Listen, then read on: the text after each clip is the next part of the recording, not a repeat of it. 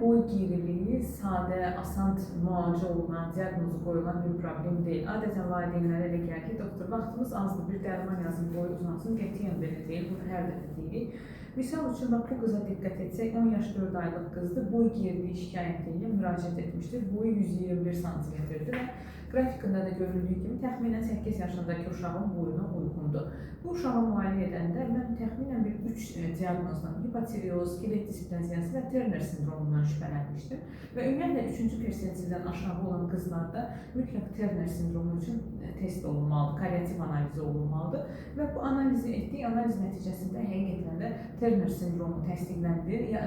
Xoş hal, nisbətən xoş hal odur ki, mozaik formasıdır, tam forması deyil. Turner sindromu çox rast gəlinən bir haldır. Əslində 2000, bəzən 5000 arası sağlam canlı doğumuna bir uşaqda rast gəlinir. Görün nə qədər böyük rəqəmdir və yalnız boy geyriliyi deyil, müəyyən daxili orqanlarda da patologiyalar, məsələn, ürək qüsurları, böyrək qüsuru şəklində əlamətləri olur və bundan əlavə cinsi inkişaf, uşaqlıq, yumurtalıq, bunlar inkişafdan qalmış olur və biz dolayısıyla uşağın yalnız boyuyla deyil, cinsi inkişafının da müalicəsi ilə yeniyetməlik dövründə məşğul olmalıyıq.